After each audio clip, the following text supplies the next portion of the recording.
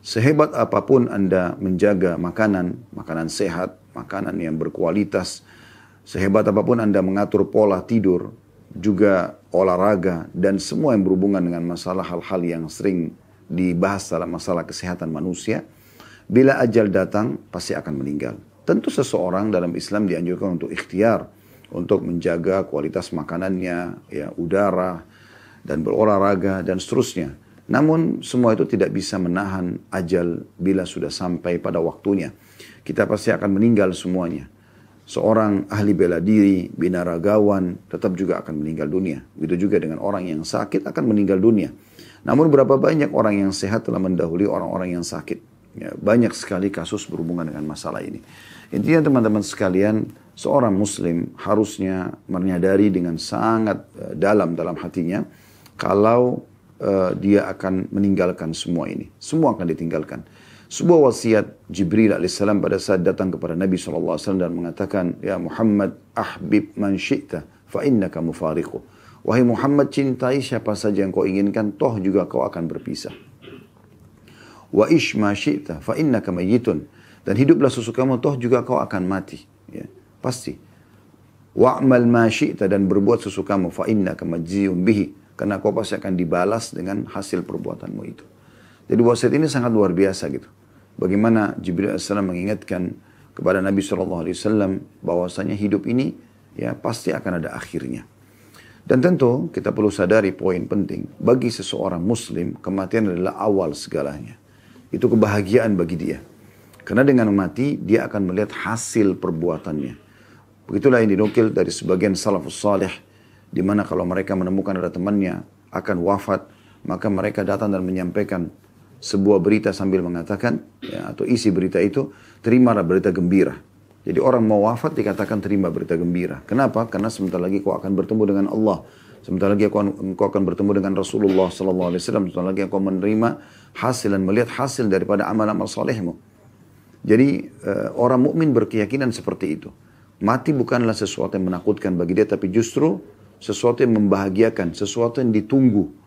Dan agar melahirkan perasaan itu, tentu kita harus menjalankan hadis Nabi SAW pada saat ditanya oleh beberapa sahabat, manil mu'minina akyas, siapa orang mukmin yang paling cerdas? Maka beliau mengatakan, mereka yang paling banyak mengingat kematian dan punya persiapan setelah kematian tersebut. Jadi kalau kita tahu kita akan meninggal dunia, kita akan wafat, dan kembali kepada Sang Pencipta Allah Subhanahu wa Ta'ala, di saat itu kita akan selalu punya persiapan yang akan kita bawa ke sana. Ingat, yang akan kita bawa ke sana ya adalah amal-amal kita, amal-amal saleh. Oleh karena itu jangan pernah berpikir amal saleh itu Allah membutuhkannya. Ini pemahaman yang harus diperbaiki juga, karena banyak orang sholat asal selesai sholat saja. Yang penting sudah store kewajiban. Seakan-akan Allah membutuhkan. Ini keliru. Allah Subhanahu wa Ta'ala sama sekali tidak butuh dengan amal saleh kita. Allah tidak membutuhkannya. Dalam sebuah hadis Bukhari, hadis qudsi, Nabi SAW menyampaikan atau bersabda, Allah Subhanahu wa Ta'ala berfirman, wahai hamba-hambaku, sungguhnya amal-amal yang aku perintahkan kepada kalian adalah aku buatkan untuk kalian dan aku akan kembalikan untuk kalian pula. Jadi Allah tidak butuh sebenarnya. Allah membuat semua ini agar kita lebih banyak mendapatkan rahmat dari Allah Subhanahu wa Ta'ala. Lebih banyak mendapatkan derajat-derajat yang tinggi di surga. Ya. Jadi memang agar kita bisa selamat dari api neraka yang Allah ancamkan bagi orang-orang yang kufur dan membangkang. Jadi sebenarnya kalau seseorang menyadari dia akan meninggal dunia lalu kemudian dia punya persiapan, dalam arti kata semua yang dia kerjakan dia yakin dia akan terima nanti di akhirat sana, tentu dia akan menyambut kematian dengan gembira. Bilal radhiyallahu anhu pada saat ditanya tentang masalah kematian, beliau mengatakan marhaban bil maut, selamat datang kematian itu. Karena beliau memang sudah merasa diri punya persiapan untuk itu. Setiap hari dalam kehidupan dia yang diisi adalah ketaatan kepada Allah Subhanahu wa Ta'ala. Atau bahasa sederhananya adalah taqwa. Taqwa artinya patuh kepada Allah, mengerjakan semua perintah tanpa memilah antara wajib dan juga sunnah. Sunnah pun dikerjakan. Begitu juga meninggalkan semua yang dilarang, baik itu haram ataupun makruh. Maka makin kental kita ya memperhatikan poin ini, maka makin ya tinggi tingkat ketakwaan kita. Maka ini akan makin banyak persiapan yang kita akan bawa menuju ke akhirat sana. Dan seorang mukmin wajib punya keyakinan dalam hatinya dan dalam kehidupannya bahwasanya janji Allah benar. Kalau kita sudah mengerjakan sebuah perintah, apapun itu sifatnya, sholat, puasa, haji, umrah, berdoa, berzikir, bersedekah, apa saja. Kalau kita sudah kerjakan sesuai dengan syarat dan tuntunan dari Allah Subhanahu wa taala, maka pasti akan diterima dan akan kita terima balasannya. Begitu juga kalau ada orang-orang yang membangkang, ya, ada orang yang kufur, ada orang yang bermaksiat kepada Allah Subhanahu wa taala dan tidak taubat, maka jangan pernah ragu mereka akan dihukum oleh Sang Pencipta Allah, karena janji Allah tidak akan mungkin salah. Ya, kalau seandainya ada orang yang justru bermaksiat kepada Allah dan melimpah nikmat kepadanya, maka kemungkinan ada dua hal. Yang pertama, belum tegak hujjah padanya. Maksudnya belum sampai kepadanya tentang hukum perbuatan yang dia lakukan itu haram. Ya, sehingga Allah Subhanahu wa taala belum menghukum orang yang jahil. Atau yang kedua, memang dia adalah tadarruj, tahapan siksaan. Sebagaimana sabda Nabi alaihi salatu wassalam, kalau engkau melihat nikmat Allah melimpah pada seorang hamba, sementara dia bermaksiat, ketahuilah itu adalah tahapan siksaan dari Allah. Jadi memang Allah Subhanahu wa taala sudah tahu orang-orang ini tidak akan bertaubat. Kita kalau lihat kisah umat-umat sebelum kita yang Allah Subhanahu wa taala binasakan mereka, kaumnya Nabi Syuaib, ya, kaumnya Nabi Saleh, kaumnya Nabi Musa, ya, Fir'aun di sini kita maksudkan. Kemudian kaumnya Nabi Ibrahim, Namrud tentunya kita maksudkan, karena tidak semua kaumnya kufur.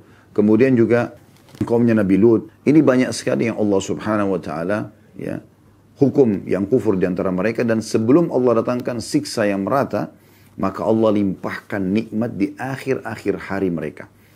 2-3 hari, 4-5 hari, sepekan sebelum ya datang siksaan tersebut, Allah sehatkan badan mereka, Allah gembirakan hati mereka, Allah perbanyak ternak mereka, hasil panen mereka, sehingga mereka makin lalai. Ini tahapan tadarruj namanya.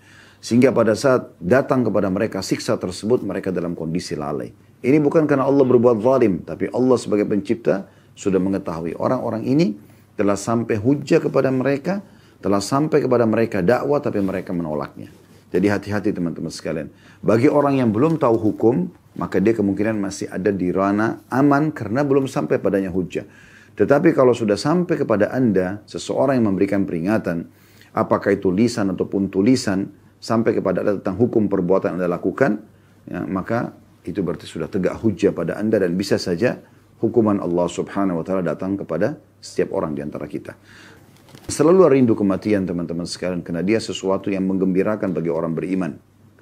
Itu dijelaskan dalam firman Allah Subhanahu wa taala, ya, bagi orang-orang yang beriman dan istiqamah di atas kebaikan-kebaikan, maka malaikat-malaikat akan turun pada saat mereka, ya, akan wafat atau meninggal dunia, dan menyampaikan agar mereka jangan sedih dan juga jangan takut, ya. Disampaikan berita gembira, maka mereka bergembira pada saat akan meninggal dunia. Dan kalau seandainya, kata sebagian ulama, kalau seandainya ada orang-orang yang dihidupkan sekarang, kemudian mereka diberikan kesempatan, ya, untuk melakukan atau memilih perbuatan, maka mereka tidak lagi berpikir untuk kembali kepada biologis dengan pasangannya, atau dia makan makanan favoritnya, atau mendatangi, ya, sebuah majlis tempat dia berkumpul dengan sahabat-sahabatnya, atau apapun yang berhubungan dengan masalah dunia-dunia seperti ini. Tapi dia akan berpikir bagaimana bisa mengerjakan sholat 2 rakaat, bagaimana bisa memperbanyak, ya, ibadah yang terbaik yang dia bisa kerjakan di waktu-waktu emas yang Allah berikan tersebut, maka itu akan dia kerjakan. Makanya dalam sebuah riwayat Bukhari, pernah Nabi SAW melewati sebuah kuburan, kemudian beliau bersabda kepada para sahabat, sungguh demi yang jiwaku dalam genggaman, demi Allah, ya, jenazah ini atau yang ada dalam kuburan ini, dia lebih mencintai 2 rakaat yang kalian kerjakan sunnah, ya, dibandingkan dunia dan seluruh isinya. Artinya mereka berharap bisa kembali mengerjakan amal soleh. Oleh karena itu kalau orang sudah membiasakan diri dengan menyibukkan diri, ya, dengan amal-amal soleh, maka dia akan gembira pada saat meninggal dunia. Tapi orang yang terus lalai, tidak pernah mau sadar, seakan-akan bangga dengan ketampanannya, kecantikannya, kekayaannya, kedudukannya, dan seterusnya, dan mereka terus saja meninggalkan amal-amal soleh, maka ini juga akan berbahaya bagi dia, ya. Demikian juga masuk dalam masalah ini orang yang suka melalaikan amal-amal sunnah. Dia akan menyesal, gitu. Amal-amal sunnah cukup banyak, sholat sunnah. Selalu dia mengatakan ini kan cuma sunnah. Ya, sunnah juga perintah dalam agama, dan fungsi dia sangat besar. Bukankah Nabi SAW bersabda, awal amal dihisab hari kiamat adalah sholat, kalau dia baik maka akan membantu amal lain, kalau dia buruk akan mengganggu amal lain. Riwayat lain, kalau amal sholatnya baik, maka ya beruntunglah dia. Dan kalau sholatnya rusak, maka rugilah dia. Lalu kata Allah Subhanahu wa taala kepada para malaikat, kalau sholatnya pada saat ditimbang yang wajib itu kurang, coba cek ya sholat-sholat sunnahnya. Kalau ditemukan maka digunakan untuk melengkapkan ya sholat-sholat wajibnya yang punya kekurangan. Kemudian kata Nabi SAW, dan itu berlaku pada seluruh amal yang lainnya. Artinya puasa Ramadan akan dibantu dengan puasa-puasa sunnah, zakat akan dibantu dengan sedekah, haji akan dibantu dengan umroh. Ya. Semua ini akan membantu satu sama yang lain. Begitu juga dengan hadis yang masyhur yang kata Nabi SAW dalam hadis qudsi, Allah Subhanahu wa taala berfirman, la yazalu abdun yataqarrabu ilayya bin nawafil hatta uhibbuh.